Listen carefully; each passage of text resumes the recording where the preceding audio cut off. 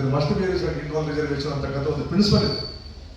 ಆದರೆ ಒಂದೊಂದು ವಿಷಯಕ್ಕೆ ಒಂದೊಂದು ಒಂದೊಂದಕ್ಕೆ ಮೀಟಿಂಗ್ ಎಲ್ಲಿಂದ ಆಗುತ್ತೆ. ಪಕ್ಕದಲ್ಲಿ ಆಂಧ್ರ ತೆಲಂಗಾಣದಲ್ಲಿ ಆಗಿದೆ, ಅಲ್ಲಿ ಕೂಡ ಪದೇ ಪದೇ ಸಚಿವ ಸಂಪುಟಗಳು ಆಗಿಲ್ಲ.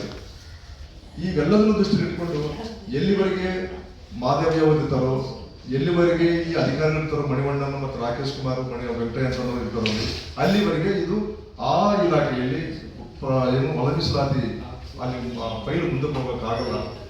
ಆ ಕಾರಣಕ್ಕಾಗಿ ಆ ಮೂವರು ಅಧಿಕಾರಿಗಳನ್ನ ವರ್ಗಾವಣೆ ಮಾಡ್ರಿ, ಮತ್ತೆ ಯಾರು ನಮ್ಮ ಸಮಾಜ ಕಲ್ಯಾಣ ಇಲಾಖೆಯ ಮಂತ್ರಿಗಳಾದ ಮಾಧವಯ್ಯ ಅವರು ರಾಜೀನಾಮೆ ಕೊಡಬೇಕಂತ ಒತ್ತಾಯಿಸಿ ಈ ವಿಷಯದ ಮೇಲೆ ದಿನಾಂಕ 10ಕ್ಕೆ ಇದೇ ತಿಂಗಳು ದಿನಾಂಕ 10ರಂದು ನಾವು ಸಮಾಜ ಕಲ್ಯಾಣ ಇಲಾಖೆ ಮಂತ್ರಿಗಳ ಮನೆ ಮುತ್ತಿಗೆ ಕಾರ್ಯಕ್ರಮ ಹಾಕೊಂಡಿದ್ದೀವಿ.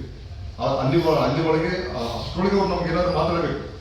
ಅದ್ರೊಳಗೆ ಮಾತಾಡದೆ ಹೋದ್ರೆ ಫೈನಲ್ ಆಗಿ ಅದೇ ದಿನ ಅವ್ರ ಮನೆ ಮುತ್ತಿಗೆ ಕಾರ್ಯಕ್ರಮ ಬಹಳ ದೊಡ್ಡ ಮಟ್ಟದಲ್ಲಿ ಆಗುತ್ತೆ.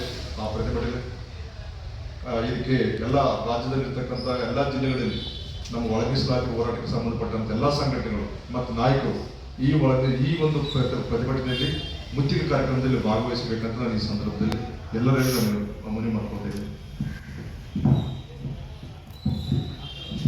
ಇದೀಗ ಹೋರಾಟದ ಮುಖಂಡರಾದಂತಹ ಅಂಬಣ್ಣ ಅಗಲಿಕರ್ ಅವರು ಮಾತಾಡ್ತಾರೆ.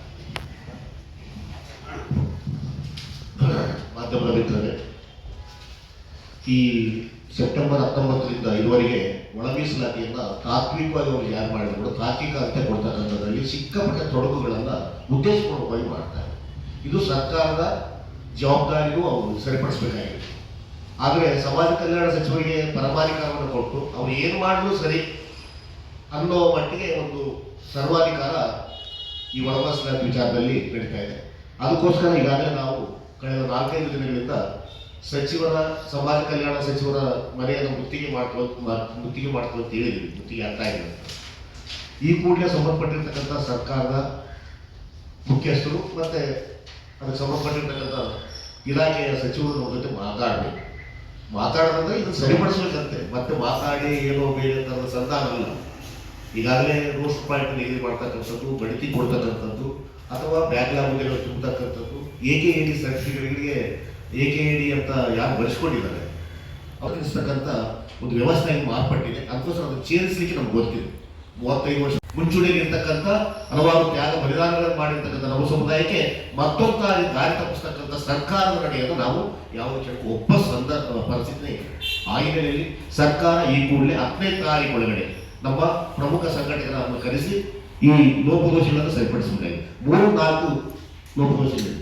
ಅದಕ್ಕೆ ಯಾವುದೇ ಕ್ಯಾಬಿನೆಟ್ ಬೇಕಾಗಿದೆ. ಈಗಾಗಲೇ ಒಂದು ಸಚಿವರ ಕೂತ್ಕೊಂಡು ಅಧಿಕಾರಿಗಳು ಕೂತ್ಕೊಂಡು ಸರಿಪಡಿಸ್ಬೋದು. ಆದರೆ ಉದ್ದೇಶಪೂರ್ವಕವಾಗಿ ನಮ್ಮನ್ನು ನೀವು ಕಚೇರಿ ಸುತ್ತ ಅಲೆದಾಡಿಸಿದ್ರೆ ನಮ್ಗೆ ಗೊತ್ತಿದೆ ಮನೆಗೆ ಬಾಯಿ ತರಿಸ್ಬೇಕಾದ್ರೆ.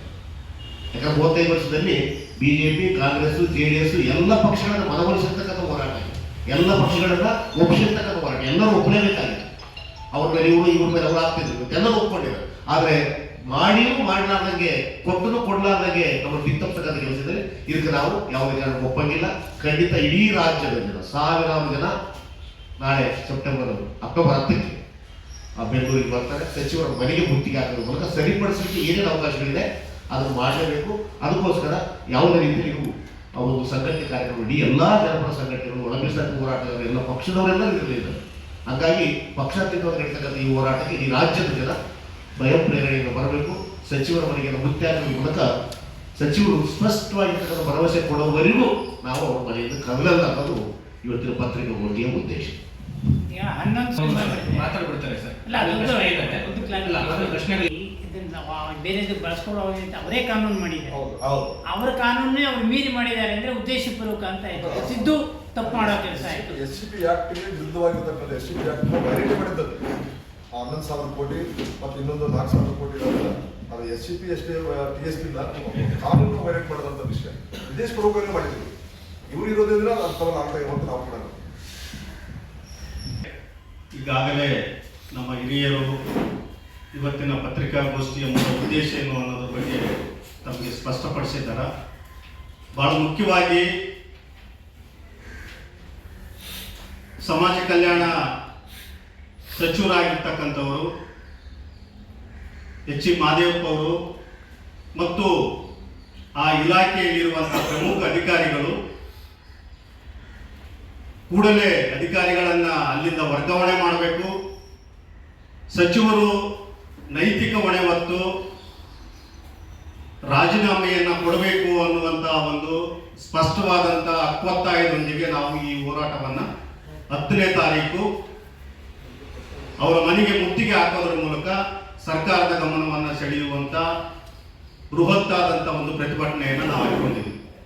ಬಹಳ ಮುಖ್ಯವಾಗಿ ಯಾಕೆ ನಾವು ಮಾನ್ಯ ಸಚಿವರನ್ನ ಈ ಸಂದರ್ಭದಲ್ಲಿ ರಾಜೀನಾಮೆ ಕೇಳಬೇಕಾಗಿದೆ ಮತ್ತು ಅಧಿಕಾರಿಗಳನ್ನು ವರ್ಗಾವಣೆ ಮಾಡಬೇಕು ಅನ್ನುವಂಥ ನಮ್ಮ ಒತ್ತಾಯಕ್ಕೆ ನಮಗೆ ಎಲ್ಲ ರೀತಿಯ ಮಾಹಿತಿಗಳನ್ನು ಇಟ್ಟುಕೊಂಡು ಮತ್ತು ಅವರ ಒಟ್ಟು ನಡೆಗಳನ್ನು ಗಮನಿಸಿ ಈ ಒತ್ತಾಯವನ್ನು ಇಟ್ಟಿದ್ದೀವಿ. ನಾವು ಬಹಳ ಮುಖ್ಯವಾಗಿ ಕಳೆದ ದಾರಿ ತಪ್ಪಿಸ್ತಾ ಇದ್ದಾರೆ.